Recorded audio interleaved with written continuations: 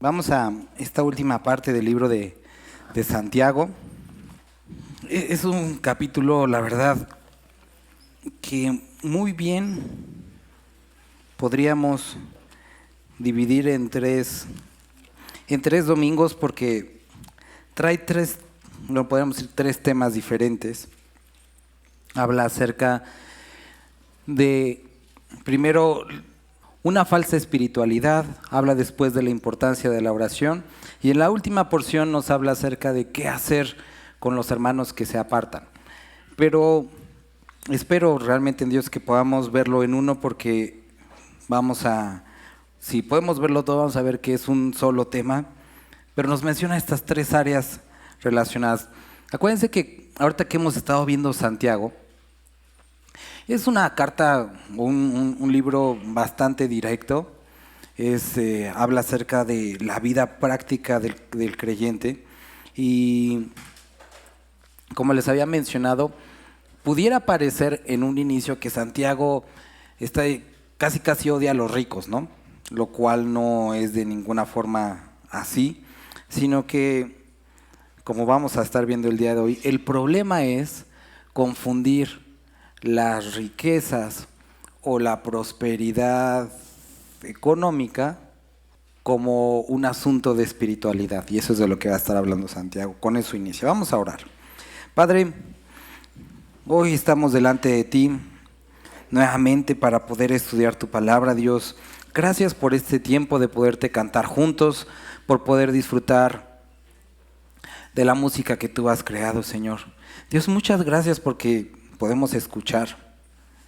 Gracias porque podemos ver. Bendito eres. Amén. Esas cosas son interesantes.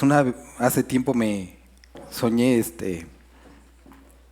que me quedaba mudo, y yo decía, chin, ¿y ahora cómo voy a compartir? Como que mudo no me van a entender muy bien. Y también ahorita decía, qué padre es.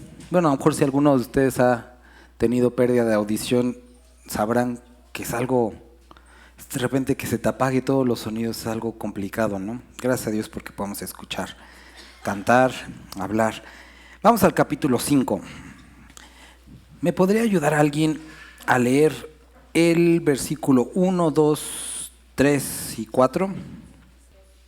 Ok, gracias, hermano. Entonces, en esa época, lo podemos ver en algunas cartas de Pablo, lo podemos ver aquí con Santiago. Existía era algo también muy judío, existía esta creencia popular que si tú encontrabas a una persona rica, seguramente era porque Dios estaba con él.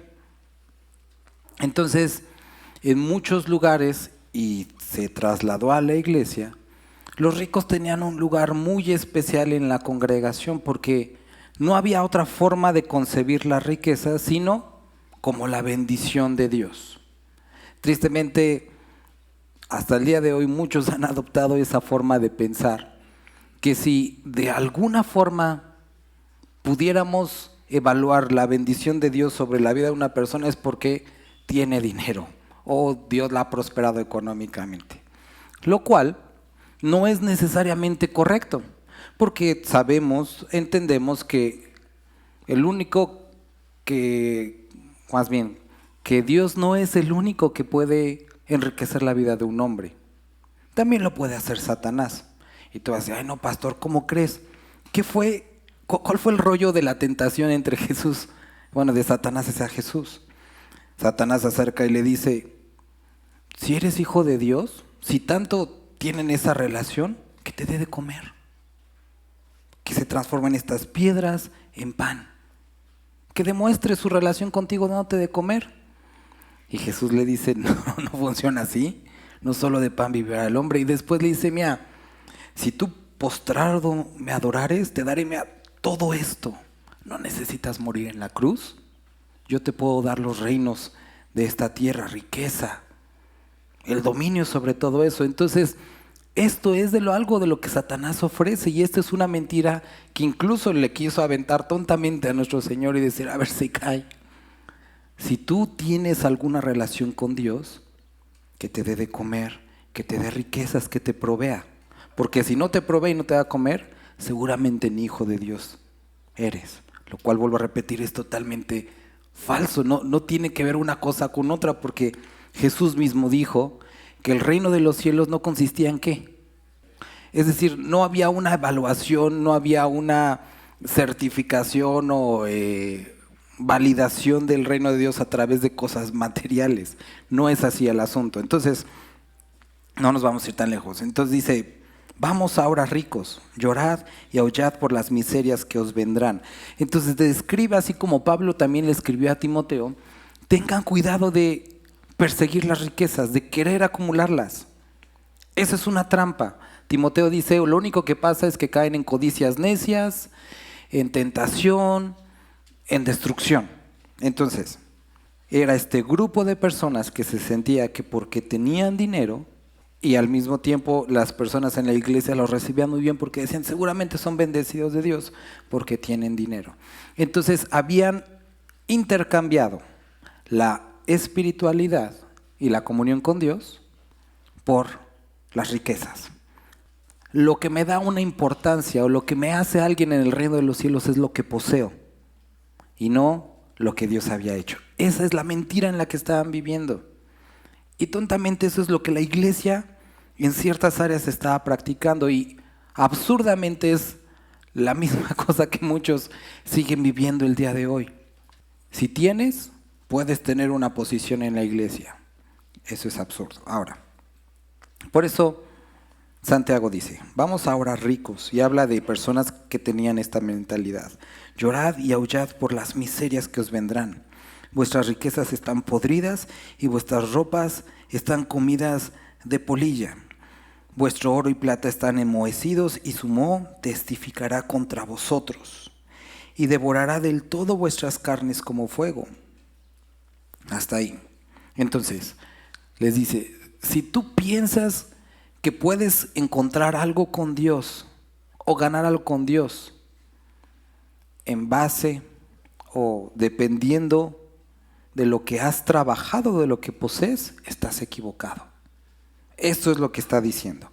No hay un rollo, no está con problemas con las personas a las que Dios legítimamente ha bendecido, sino que aquellas que tenían esa bendición y que creían que eso era lo mismo que espiritualidad. Y dice, estás mal.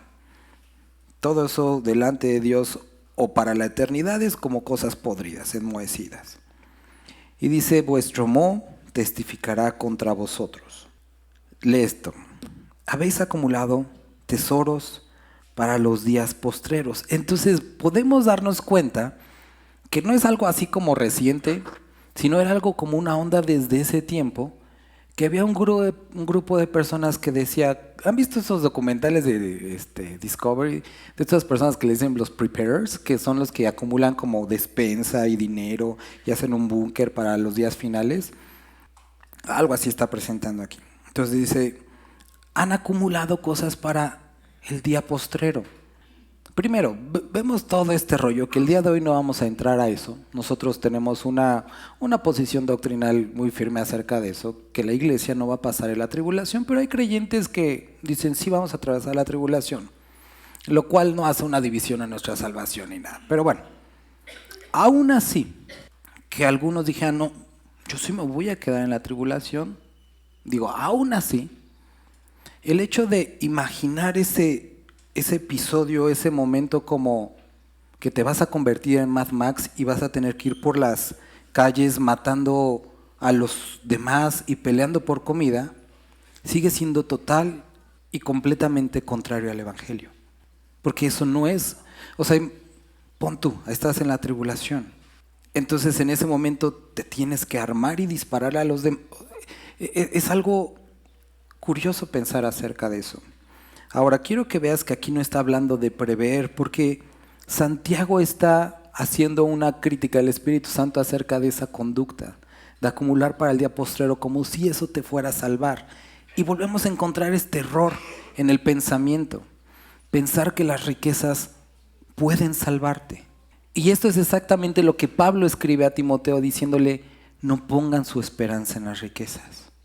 Esto es un problema, esto es un error.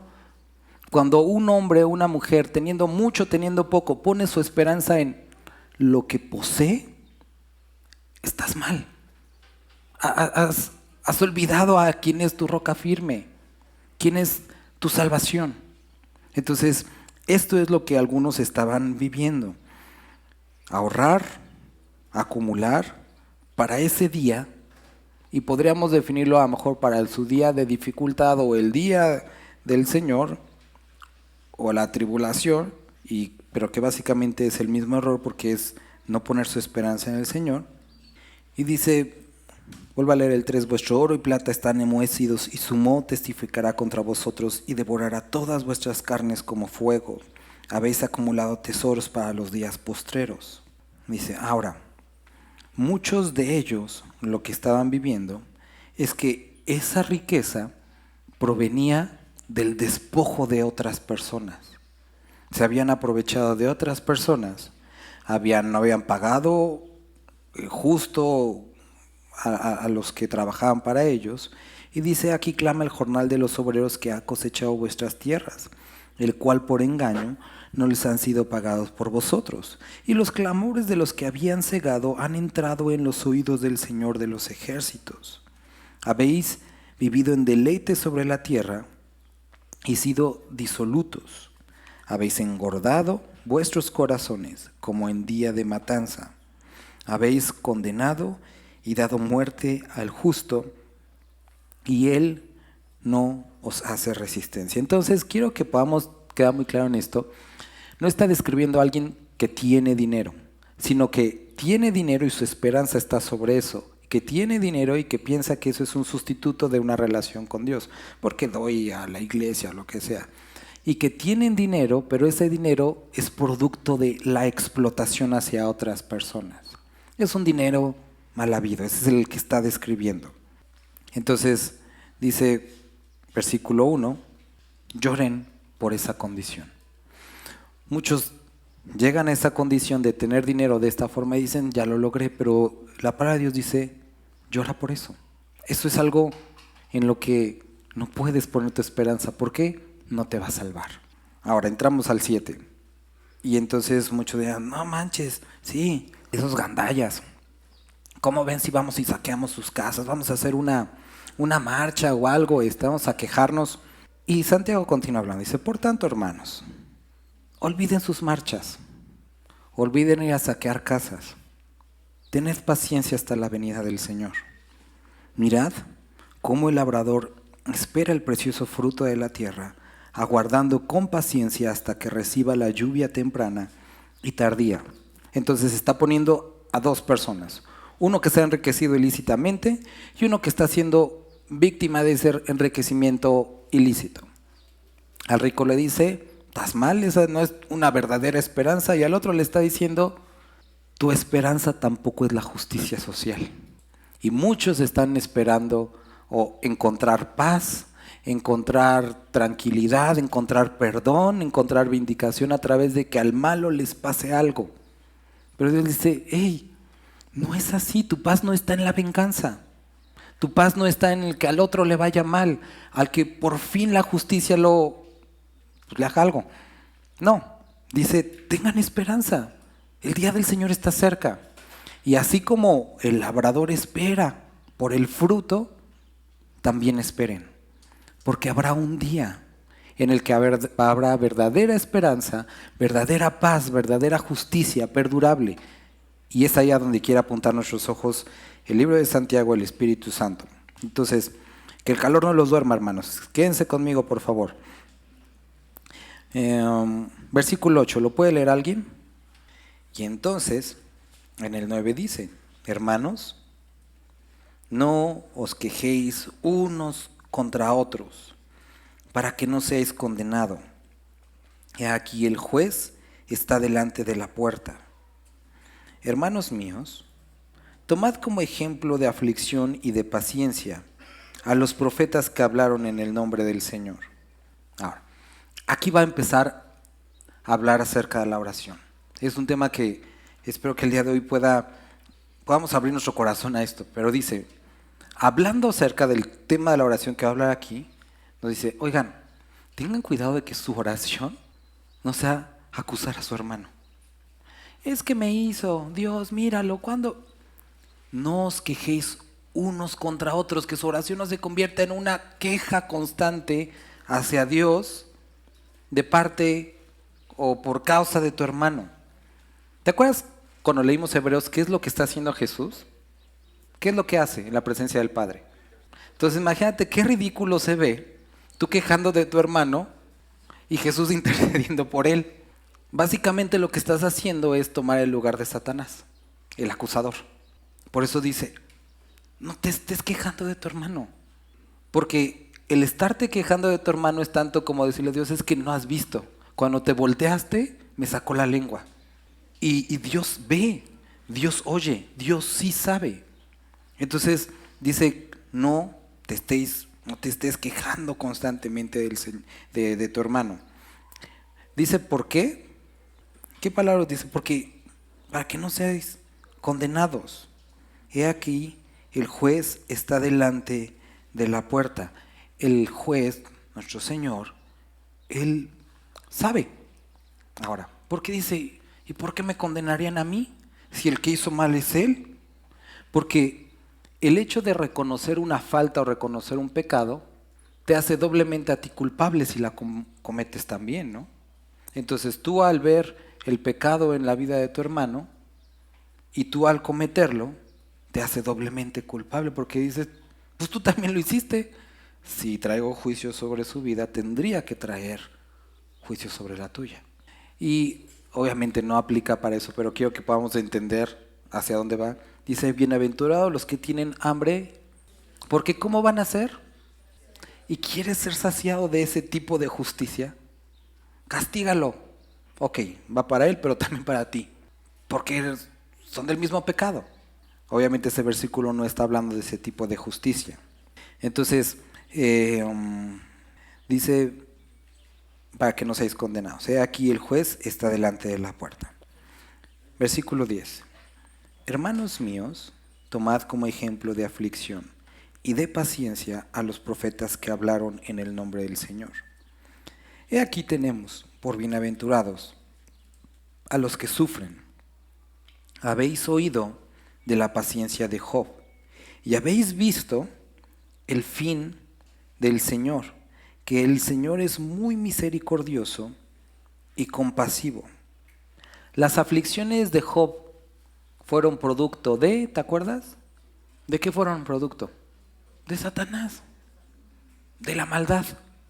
Job, ¿cómo dicen? Ni la debía ni la temía. Pero aún así le llegó. Y uno dirá, ay, qué injusto, que por causa del chamoco, pues. Y muchos están peleados con Dios. Es que, ¿cómo es que a las personas justas les pasa esto? ¿Cómo es que a los que buscan a Dios les pasa esto? ¿Cómo es que si buscando a Dios experimento necesidad? Y aquí nos está diciendo, oigan, no se quejen unos de otros. Y tampoco estén quejándose de su circunstancia.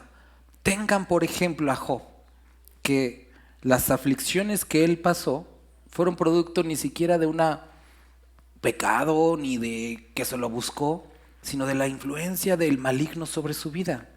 Y aún así, en medio de esa contrariedad, podemos ver aquí dice la misericordia, como Dios es compasivo.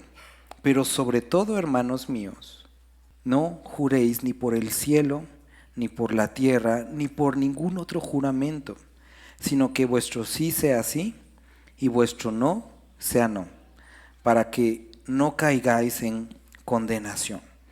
Y aquí ya decimos, bueno, ¿de qué estás hablando? Estábamos hablando de otra cosa. Número 1, hombres que piensan, seres humanos que piensan que los bienes son un sustituto de espiritualidad. 2, aquellos que son o se quejan de eso. Siguiente, no peleéis unos contra otros. Y aquí de repente dice que tú sí sea sí y tú no sea no. Ahorita lo vamos a dejar para más adelante. Entonces, y vuestro no sea no, para que no caigáis en condenación. Versículo 13, ¿lo puede leer alguien? El problema que está presentándose aquí, y por eso toma como ejemplo a estos hombres, es que son personas que han puesto su esperanza en cualquier otra cosa que no es el Señor. Este es el gran problema que está presentando aquí. Un individuo que pone su esperanza en algo que no es Dios. Y eso no va a funcionar. Y después introduce una forma a través de la cual nosotros refrendamos y en nuestra mente y en nuestro corazón entendemos y desarrollamos dependencia en el Señor. Y eso es la oración. ¿Estás contento? Alaba. Agradécele a Dios por lo que Él te ha dado. En Él sí puedes depender. Por eso dice, ora. Ahora, la oración que nosotros estamos viendo descrita aquí va a mencionar varios aspectos que te pido que puedas poner mucha atención. Dice, versículo 14, ¿está alguno enfermo entre vosotros? ¿Qué tiene que hacer? ¿Por qué tendríamos que llamar a los ancianos de la iglesia? Si Dios está aquí conmigo, si yo también puedo orar, ¿no solamente esos cuates tienen a Dios? Querido hermano, cuando encontramos con capítulos como estos, no está contradiciendo el hecho de que Jesús dijo, yo estoy con vosotros, o que presentáis vuestras peticiones delante del Padre, o que Él sabe de qué tenemos necesidad antes de que hablemos. Pero aún así nos está pidiendo un acto de fe. Es un acto de fe. ¿Estás enfermo? Llama a los ancianos de la iglesia. Pero van a decir que no quiero orar. No, estamos cumpliendo la palabra. ¿Cuántos de ustedes han llamado a los ancianos cuando están enfermos? Es algo que muchas veces no practicamos. ¿Por qué? La neta, o más sencillo o simple, por desobedientes. Pensamos que, ¿para qué voy a dar molestias? No, han de estar ocupados. O ignoramos a veces esto, pero Dios estableció esta forma de hacerlo. Y si nosotros damos este paso de fe, entonces, si así es el plan y la voluntad de Dios, sucede lo siguiente. Ahora quiero que notes que dice los ancianos en plural, porque a veces somos muy dados, es que el hermano tiene el don, vamos a llamarle al hermano, y viene el hermano todo inflado, el hermano del don, ¿no? Y aquí habla en plural, no está describiendo háblale al que tiene el don de sanidad, sino habla a aquellos hermanos con madurez dentro de la iglesia. Háblales, dile, hermano, estoy pasando esta enfermedad. ¿Por qué? Vuelvo a repetir, dice en plural, porque cuando son varios los que oran, ¿de quién es el mérito? Es de Dios. Y entonces no recae en uno o en algunos el poder de la sanidad, sino es un paso de fe a través del cual nosotros reafirmamos nuestra dependencia en Dios. Está alguien enfermo y te pediría, hermano, hermana, que como iglesia pudiéramos observar esto. No porque lo digo yo, obviamente porque está escrito. ¿Tienes enfermedad? Habla a los hermanos maduros en la fe. Diles, hermanos, ¿pueden venir a orar por mí? Ahora, si vives arriba de la montaña, vamos a tardar un poquito en llegar. Pero es necesario que se haga esto. Es importante que observemos como Dios lo dijo. Es un paso de fe. Es creer en lo que Él está describiendo. Entonces, ¿está alguien enfermo? Llame a los ancianos, plural. No es una persona con el poder, sino es Dios. Entonces, a los ancianos. Después, continúa diciendo, y oren. Esto es obvio, pero aquí dice, ¿de dónde? ¿Los ancianos de dónde? No vas a salir con que es que hay un hueserito alrededor, a la vuelta de mi casa. No es cualquier persona anciana, sino es de la iglesia. Espero que sea obvio, espero que nadie vaya por su ruda ni por nada de esas cosas. De la iglesia. Ahora, ¿para qué? Para que oren por él. Y aquí encontramos otro asunto, dice, ungiéndole con aceite en el nombre del Señor. Hay muchas ocasiones, apenas me acabo de enterar esta semana, y digo, estos vatos no tienen temor del Señor. De un pastor muy conocido, de una iglesia pues medio grande aquí en Puebla, que le gusta un chorro así el aceite, ¿no? Cada rato están echando aceite, pero lo que hace es que, y no es así como rumores, lo sé por alguien que trabaja con él y que hace lo mismo. Me contó que lo que hace es que cuando van a orar por alguien, especialmente que trae algún dolor, el aceite no es como aceite normal, sino es Voltarene o cosas así. Entonces se lo frota, le echa y pues empieza a sentir caliente. Pues obvio, porque te están echando el ciclofenaco, ¿no? No sé, pero bueno, trae los chunches ahí. Entonces, ¿estás sintiendo el poder de Dios? ¿Estás sintiendo calientito? No, pues sí, siento caliente. Se te va a sentir como que se te adormece y una mejoría. Es medicina, obviamente. Están falsificando la obra de Dios. Ahora, eso no es lo que está describiendo claramente aquí. El aceite no, por sí solo, no produce nada. Tampoco es que este aceite es de olivos verdaderos de Jerusalén. No es el punto tampoco. Es un punto de activación de la fe. Eso es un acto de obediencia a través del cual nosotros ponemos nuestra esperanza en la palabra de Dios y en lo que Él dijo, y entonces Dios actúa. No quiere decir que si es aceite de canola, de maíz, o Dios va a actuar de manera diferente, no. Es el acto de fe y es como lo debemos de entender. Pero pastor, ¿qué pasa si no hay aceite? Es el mismo Dios. Él no necesita el aceite y nosotros podemos ver, y eso es muy interesante, en los evangelios, cómo Dios sanó a personas de manera diferentes, poniendo las manos, no poniendo las manos, diciendo es sano, yendo hasta su casa, haciendo, escupiendo y haciendo una mezcla rara y poniendo en los ojos de diversas formas. ¿Por qué? Porque no es la forma, es la fuente. Y ese es Dios. No son las personas, no es la espiritualidad del hermano, es Dios. Y ahorita vamos a llegar a un punto que muchos le achacan a la fe. Pero es un acto de obediencia, un paso de fe a través del cual nosotros obedecemos a Dios y Dios actúa. Entonces dice, llamen a los ancianos, oren por él, y dice ungiéndole con aceite. Encontramos dos ocasiones en la palabra del uso del aceite en casos relacionados con la enfermedad. Uno lo encontramos en el libro de Marcos, donde Dios les pide a sus discípulos que hagan esto. Y otro lo encontramos en una parábola que encontramos en el libro de Lucas, de el buen samaritano, que ungió al que estaba enfermo, le echó aceite, ¿no? Y es interesante que vemos estos dos asuntos porque uno tenía que ver con un símbolo. ¿Recuerdas que el aceite era una forma cuando estaban los profetas, iban a ungir a un rey o a alguien, derramaban aceite sobre él a manera de símbolo del Espíritu Santo viniendo sobre su vida? Era un símbolo. Y en el otro ejemplo que nosotros vemos es como un acto medicinal. ¿Por qué esto es relevante? Porque la oración, o más bien, primero, la medicina no sustituye a la oración y la oración no priva del uso de la medicina. Y esto es algo que debemos de entender porque muchos también se malviajan horrible con eso, diciendo, si ya oraste, ¿por qué vas al médico? ¿Y por qué no? Eso no hay un conflicto entre eso y el creer, porque la medicina no es la que sana, no es el médico que sana. Si nosotros creemos que a pesar de que yo trabaje, Dios es el que provee, también tendríamos que creer que a pesar de tomar una pastilla, Dios es el que sigue sanando.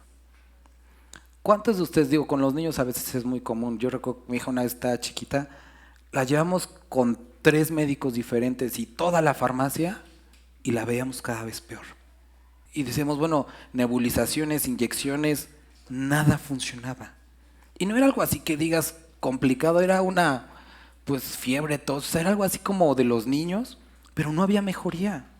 Y tienes que llegar a reconocer que a pesar de tener un buen médico, porque nosotros tenemos un pediatra que pues es bueno, le hicieron estudios de sangre y no, pues no tiene nada. O sea, bueno, sí tenía, está enferma pues, pero no había algo como complicación. Es Dios el que trae la sanidad al cuerpo.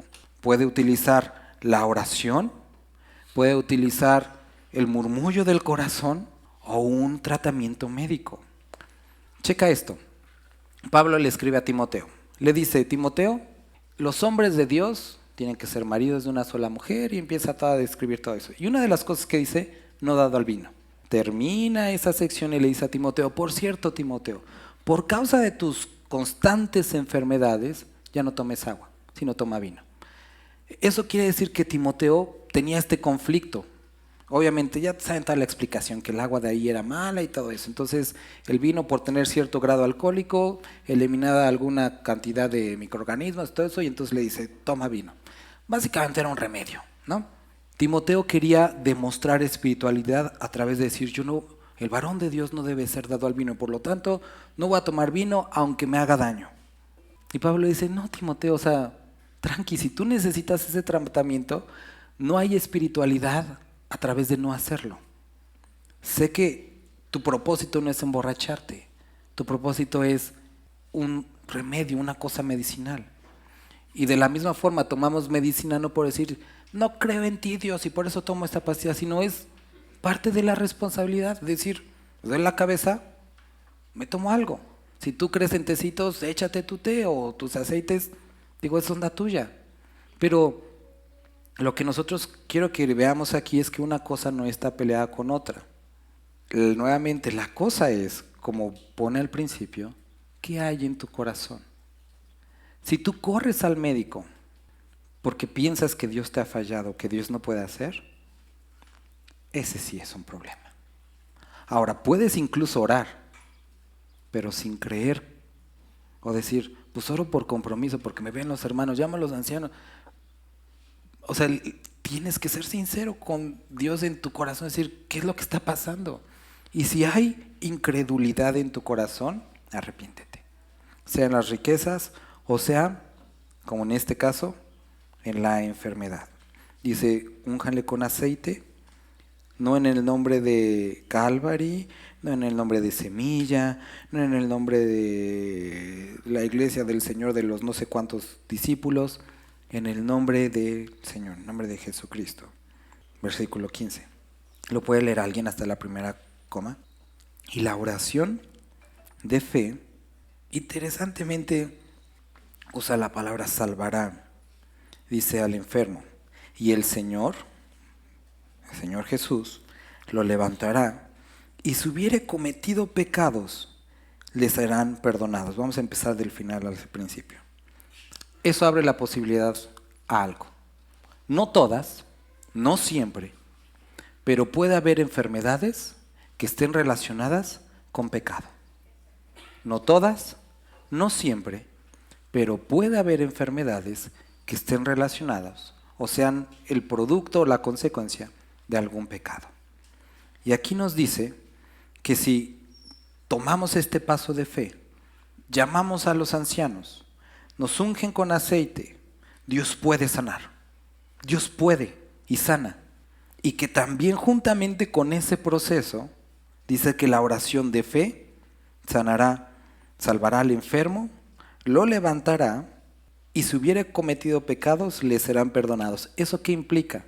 Confesión, que va a ir al siguiente.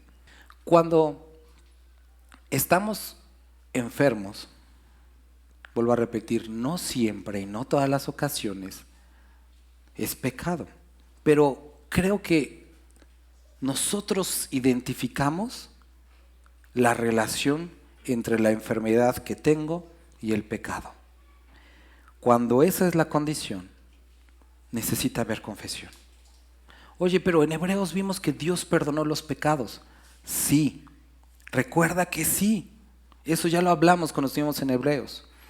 Pero de lo que estamos hablando es las consecuencias y que debe de haber un arrepentimiento, porque está hablando de alguien que vive en una condición de rebeldía. Entonces debe de haber una confesión, debe de haber una oración y Dios es el que puede y que trae sanidad. ¿Dios sana siempre? No, no sana siempre. ¿Pero por qué a Él sí y por qué a Él no? Pregúntale a Él. Pero déjame describirte esto. Ahora, Eliseo dice que murió de una enfermedad. Y tú dices, no inventes, ¿no? Siendo profeta y sanando a un chorro, ¿se murió de una enfermedad? Pareciera irónico, pero no siempre Dios sana. Pero podemos orar por una enfermedad, porque aquí lo está diciendo, vuelvo a repetir, hasta que seamos sanados o hasta que encontremos paz. Que esto es la condición en la que Dios quiere. Entonces, por supuesto que es importante orar. debemos de orar, hay una forma en la que describe aquí que oremos. Y que juntamente cuando esta enfermedad tiene que ver con pecados, debe de ir acompañada de esta confesión y que también estos pecados pueden ser perdonados. Ahora, me gustaría que pudieras recordar un caso más para esto de la oración de fe. ¿Recuerdas este hombre que estaba a la entrada del templo, de la puerta de la hermosa que vemos descrita ahí? Este hombre dice que había estado ahí pues toda su vida. Eso quiere decir que Jesús lo vio varias veces y que los discípulos lo habían visto varias veces. Y que todas las veces que habían entrado no habían orado por él. Y uno dirá, pues qué gacho el Jesús, o sea, pasó tantas veces y los discípulos. Pero hubo un momento en particular, uno en particular, en el que Dios atrajo la mirada de Pedro hacia ese hombre. Y pudo decir estas palabras que todos conocemos. No tengo oro ni plata, pero lo que tengo te doy. Levántate en el nombre. Y fue sanado. Fue una oración de fe. Fue producto de la dirección de Dios. Fue el momento que Dios había diseñado para que eso sucediera. Fue un acto de fe. Ahora, interesantemente, muchas iglesias erróneamente le dicen a las personas, si Dios no te sanó, fue porque no tuviste fe. Cuando si nosotros volteamos a ver el modelo bíblico, no es tanto la fe del que lo recibe, sino del que ora, si ese fuera el caso. Entonces, si alguien te sale con que voy a orar por ti, yo tengo el don, y no sanas, pero es por tu falta de fe, no, papá, es la tuya, porque tú eres el que oraste. Entonces algo no funciona en tu don. Ahora, no solamente es eso, quiero que no nos quedemos nada con eso. Porque también en este mismo caso de Eliseo, que ya lo hemos mencionado muchas veces, Eliseo muere y lo entierran. Tiempo después nosotros vemos en el libro de Reyes que viene una banda de merodeadores y unas personas iban a enterrar a un muertito que tienen ahí, y como vienen los ladrones se asustan y avientan al pobre muertito por ahí y cae en la tumba de Eliseo y resucita. Ahora, ahí, ¿de quién fue la fe? ¿De Eliseo? Estaba muerto. ¿Del muerto? Estaba muerto. ¿Y de los otros? Ya habían corrido. No tuvo que ver con nadie. Fue la obra soberana de Dios. Entonces, necesitamos llegar a este punto en el que la sanidad es producto de la voluntad de Dios. Y entonces, ¿cómo sabemos si es su voluntad o no? Pide. Vimos en Santiago, no reciben, ¿por qué no piden? Dios te pide, ora, estás enfermo, ora. ¿Cómo voy a saber si es la voluntad de Dios? Orando. Y si Dios te sana, era su voluntad. Y si no, va a traer convicción de espera. Y tenemos que llegar a ese punto de orar y obedecer en orar y llevar a cabo aquello que la palabra de Dios nos describe. Ahora, unos dirán, es que se ve muy religioso el aceite. Brother, pues si te hace religioso, pues, ni modo. Es la forma en la que Dios dijo que tuviéramos este acto de fe. Y Dios sabe, y posiblemente a lo mejor tus prejuicios son algo que está impidiendo que Dios actúe en tu vida. No tengas esos prejuicios. Obedece, llama a los ancianos que te unjan con aceite. Si hay pecado, confiésalo, arrepiéntate. Y la oración de fe, si Dios en ese momento concede la sanidad, bueno, pues va a sanar al enfermo. Y si hubiera pecado, le serán perdonados esos pecados.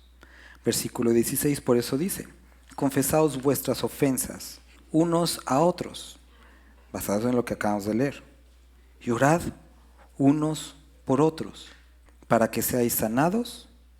La oración eficaz del justo puede mucho.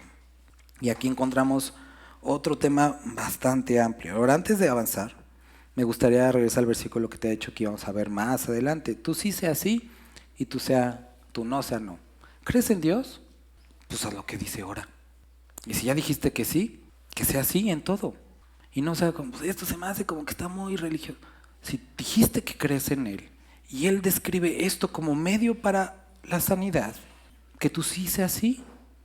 Y si vas a decir no creo que Dios pueda sanarme, entonces sé congruente, porque entonces tampoco, si no puede sanarte, tampoco podría salvarte. Y si no puede salvarte, no puede perdonar tus pecados. Que existe esa congruencia. Si es sí, creo en todo lo que dice. Entonces después nos dice, orad los unos por los otros. Ahora quiero que veas que no está limitando al que tenga el don. Oren unos por otros. Lleguen a ese punto de estar orando por unos por otros. Sí, hay ancianos en la iglesia a los cuales se puede llamar, pero no, pues es que salió de viaje el hermano. Oren unos por otros. Y dice, confesad vuestras ofensas unos a otros y orad unos por otros para que seáis sanados. Ahora, esta parte también aplica no solamente al pecado que hayamos cometido, sino al pecado que hemos cometido en contra de otros hermanos. Es decir, hermano, la neta, chismeé acerca de ti. Y estoy arrepentido, Dios me confrontó. ¿Puedes perdonarme y puedes orar por mí? Es lo que está describiendo. Confiénsense sus ofensas. Oren unos por otros para que sean sanados de eso. ¿De qué podría hablar? Amargura. Porque eso es un pecado que contamina a muchos otros. Y cuando oras por el que te ofendió y llegas al punto de humillarte y confesar tu pecado al que ofendiste y pedir que ore por ti, eso es sanado. Oren unos por otros, confiésense sus ofensas.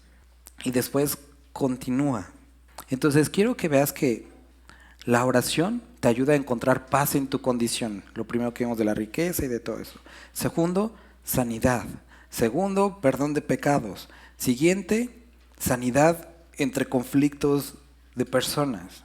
Después dice, versículo 16, la oración, ¿qué? La oración eficaz ¿de quién? Y dices, no, pues ya valió. Ya no voy a poder orar yo. Y eso sería si nuestra justicia estuviera basada en lo que nosotros hacemos y no en lo que Él ha hecho. ¿Recuerdas lo que dice acerca de Abraham? No dice Abraham hizo, sino Abraham creyó. Y eso le fue tomado por justicia. Y nosotros ponemos nuestra fe en Cristo Jesús. Y Él es el que justifica al pecador. ¿Cómo es que vas a orar por mí si tú también has pecado? Sí, pero no soy yo, es Dios. Y si Él me ha perdonado a mí, también te puede perdonar a ti. Entonces, nuestra justicia o la justicia que dice aquí, la oración eficaz del justo, que dice, puede mucho, o es efectiva, o conoce la versión que tengas. Primero tenemos que definir de quién habla, de aquellos que han sido justificados. Si tú vas a pedirle que ore uno que ni conoce a Dios, pues ahí sí, mejor cómprate una galletita de la suerte. Pero si te acercas a alguien creyente, alguien que has arrepentido de sus pecados, está buscando a Dios, se cumple el primer porqué de esta oración. Entonces, ahí es el justo. Ahora, después aquí, cuando dice la oración eficaz, aquí utiliza una palabra, a lo mejor algunos si tienen versión NTV o NBI, utiliza dos palabras, y la palabra griega es energeo, que dice eficaz y ferviente. Son dos características de este tipo de oración, eficaz y ferviente. ¿Cómo es que sería una oración eficaz? Creo que ya leímos un poco de eso en Santiago.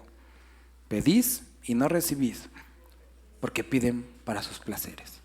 En otra porción también encontramos, si mi palabra está en vosotros, pidan lo que quieran y les será concedido.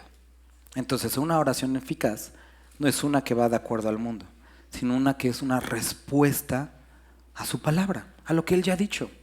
¿No tienes que comer? ¿Será la voluntad de Dios? Sí. Mateo dice, pide por el pan de cada día. Entonces, ¿eso es de acuerdo a su palabra? Es que cometí pecado, no sé si... Sí, la voluntad de Dios es que nadie se pierda, sino que todos procedan al arrepentimiento. Ora por eso. Hay cosas totalmente explícitas en la palabra. Ahora, hay ciertas circunstancias muy particulares que nosotros decimos, bueno, es que no le encuentro en dónde dice esto. Romanos incluso nos abarca esto y dice, ¿oraremos como conviene? No lo sabemos. Pero el Espíritu Santo, con gemidos indescriptibles, intercede por nosotros. Aun si nosotros fuéramos insensatos al orar, Dios no va a decir, no, pues ya oró ni modo. No, Dios sabe, pero nos llama a estar orando. Entonces, esa es una oración eficaz, aquella que va con respecto o que es una respuesta a su palabra. No sé si te acuerdas de esto que sucede con Elías, que le dice Dios, ora y que no haya lluvia. ¿Sí te acuerdas de eso?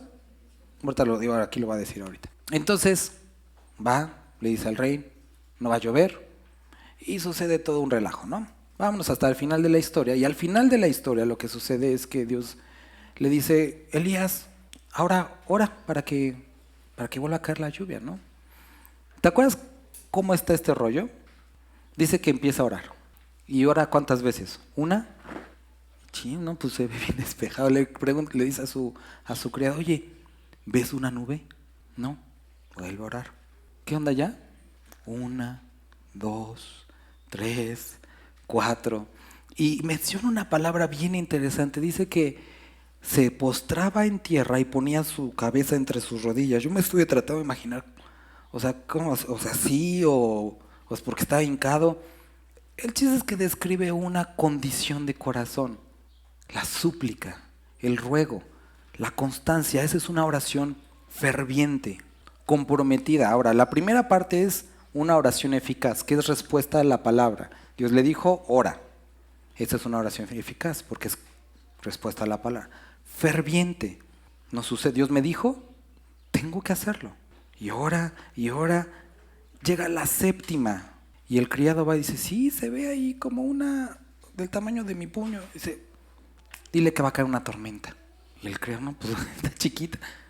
Ve y dile que va a caer una tormenta, porque Dios lo dijo. A mí me dijo que orara. Respuesta a su palabra. Lo obedecí, oré, y ahí está empezando.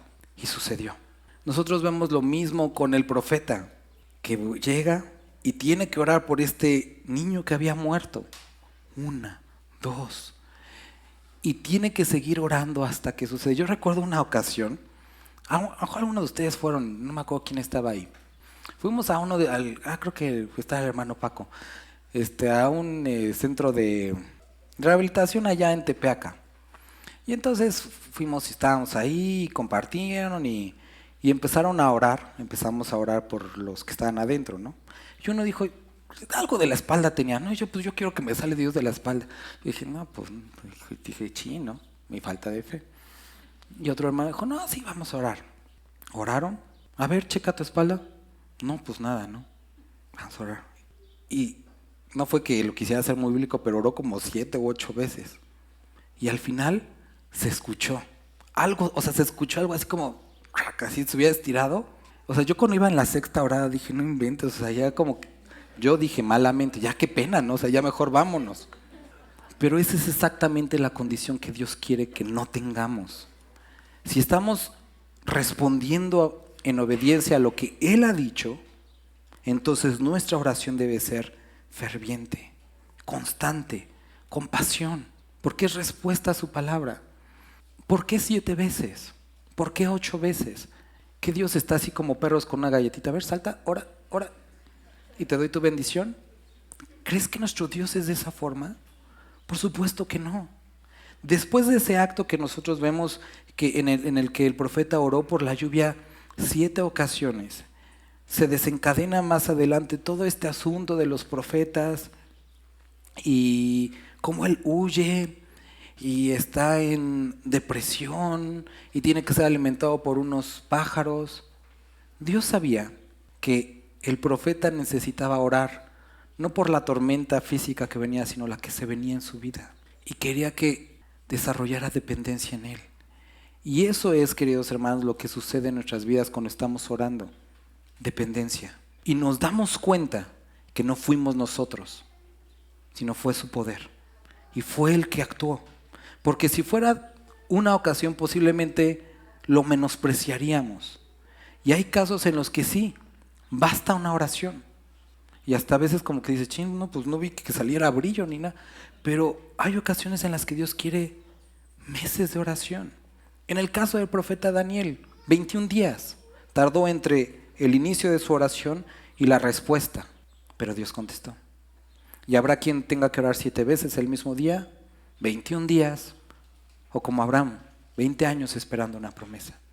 Pero Dios cumple lo que pide, lo que dice.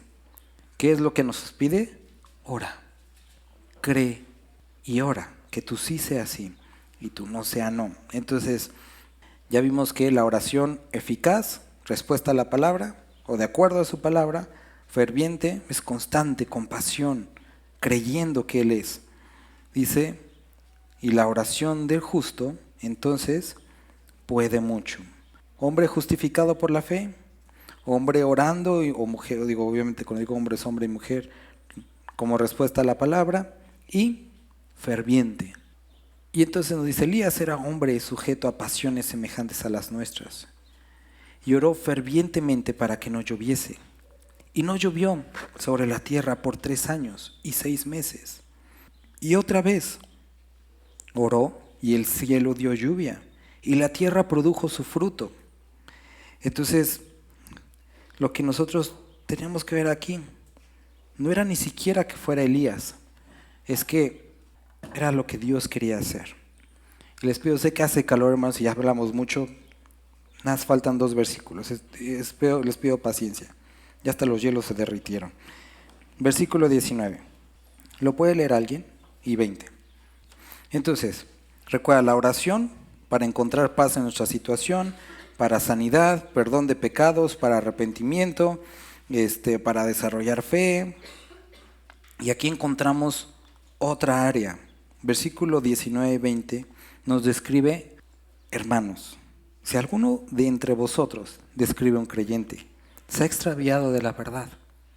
Es un creyente que se ha apartado. Se ha extraviado de la verdad. Y alguno le hiciere volver, le hace volver.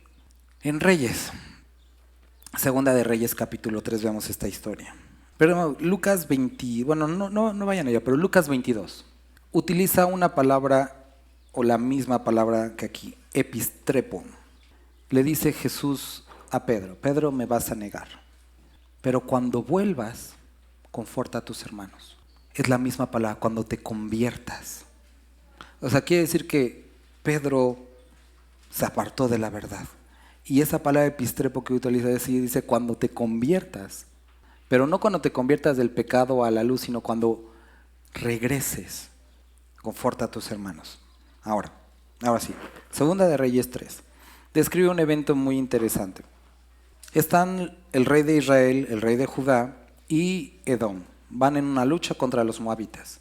Llegan al desierto y tienen mucha sed. Labios secos, boca seca, todo seco, se están muriendo. Y dicen, ¿qué vamos a hacer? Nos vamos a quedar aquí muertos en el desierto. Y consultan a Dios.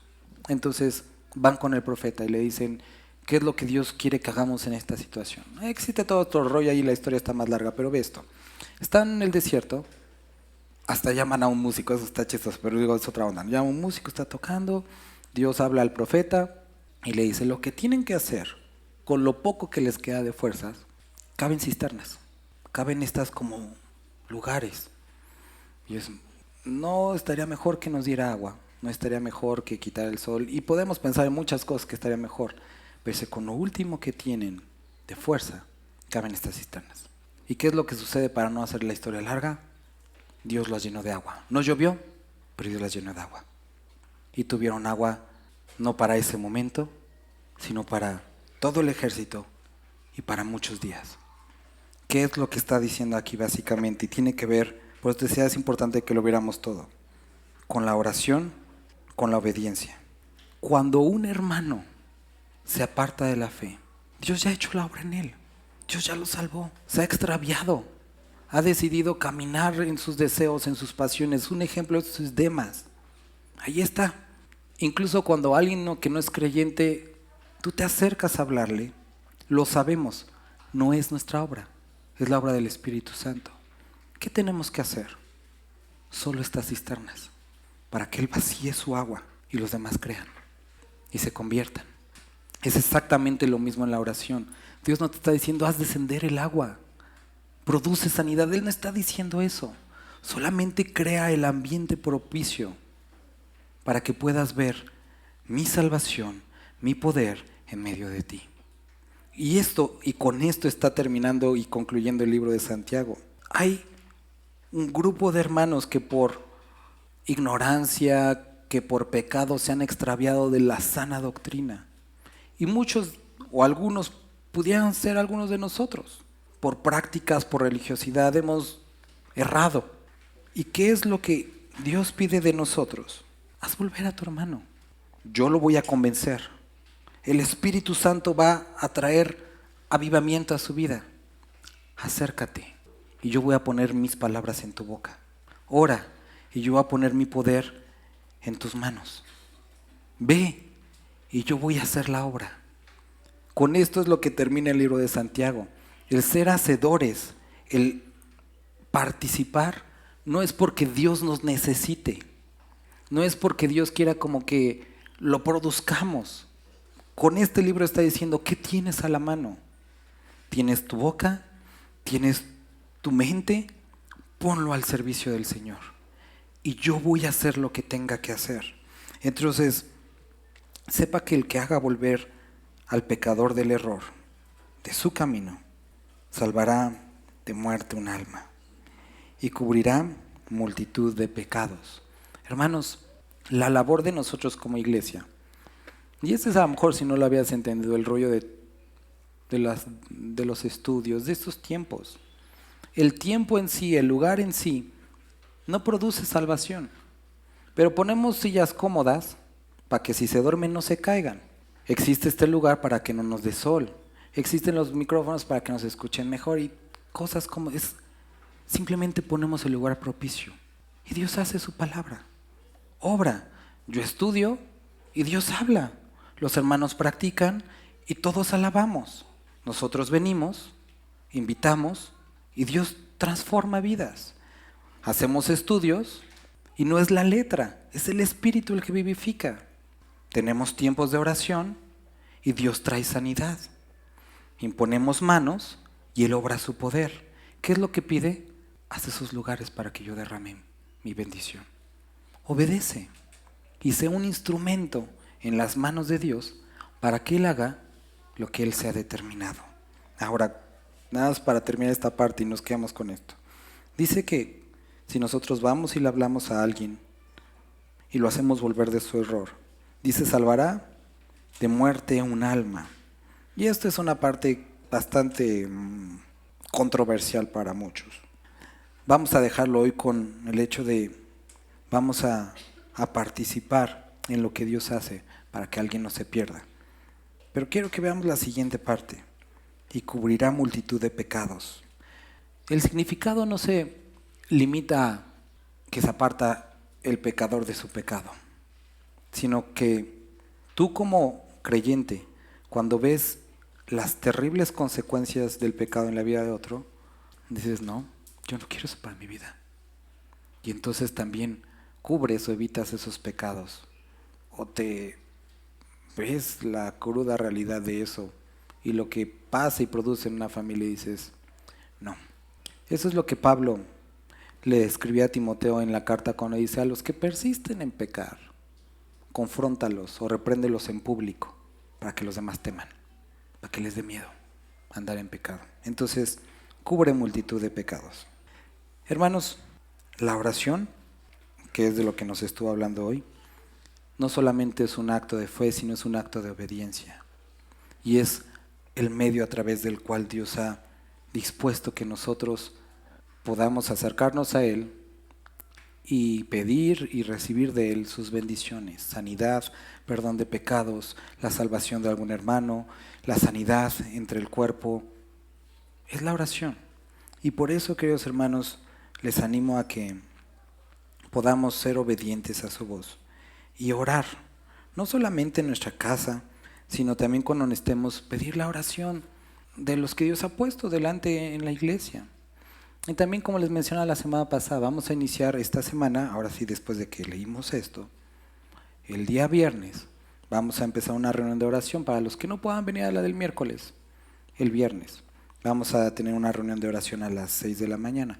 Otra reunión, pastor, si no quieres venir, no vengas, no es a fuerza. No hay nadie, no se requiere que traigas, es venir a orar, buscar a Dios. Y te aseguro, y no es chantaje, pero te aseguro, por lo que dice aquí, que a los que inviertan tiempo en orar, vamos a estar orando de 6 a 7 y ya después para que cada quien vaya a su trabajo. Dios va a actuar en medio de nosotros. Entonces, estás invitado, vamos a estar orando de 6 a 7 y después a nuestras actividades los viernes y miércoles tenemos oración a las 7:30. Y vamos a practicar esto, una oración eficaz, respuesta a su palabra, pero también fervorosa, buscando a Dios. Vamos a orar. Padre, gracias por este tiempo, gracias por la oportunidad de haber leído tu palabra. Te rogamos, te suplicamos, Dios, que despiertes nuestro corazón a ti y que podamos responder en obediencia. En el nombre de tu Hijo Jesús. Amén.